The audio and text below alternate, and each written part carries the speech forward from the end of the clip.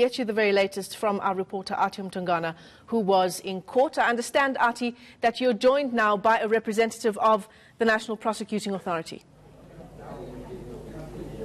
That's correct, Michelle. News just in. Judge Mandela Makaula refusing leave to appeal by the defense. Now let's get that reaction from the National Prosecuting Authority. Judge Mandela Makaula just firstly starting off by reading the judgment that he has on his refusal for leave to appeal by the defense. Let's just start there, Mr. Tebo. Yes, we've seen him and heard him reading his decision, detailing some of the issues that have been happening around the court, but also stating it clearly that he dismisses the appeal for him to be recused, as well as quashing the charges. And we believe that as the NPA that this is a proper and just decision, and we stand by the fact that Pastor Omotoso has got a case to answer in a court of law, and there's no way that we can allow it, or the court can allow the fact that charges should be quashed and the judge recused. Because as far as we are concerned, we have seen him working very well in court, and he's an experienced judge.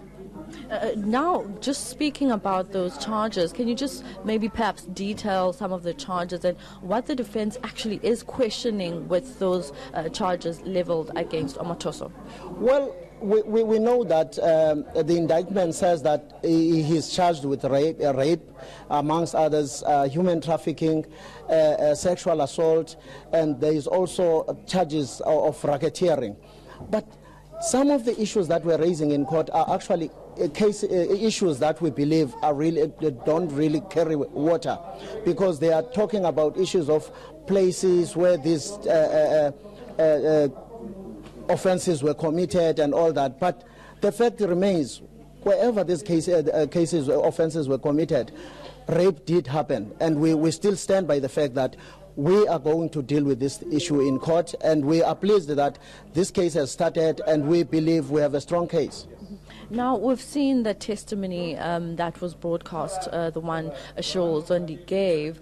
Who next are we expecting on the stand? And also, we've heard of the two Idols twins. Who else are we expecting on the stand? Well, I do not have that information, unfortunately, and I'm not privy to the fact that I should talk about it here, but we know that we've got over 48 witnesses that are still going to come, but of course Cheryl is still going to come back, but we are convinced that we have a case, and we will be here to ensure that we go all the way.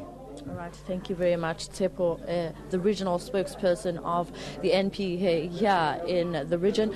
Also, Michelle, the fact that Judge Mandela Makaula has refused leave to appeal now puts the defense in a position which they stated clearly, even in the previous proceedings, that they will still petition the Supreme Court of Appeal to look into this matter. Now, this will take 30 days, which is why the case has now been provisionally postponed until the 10th of December. Now, I must just mention some of the issues that arose inside this court.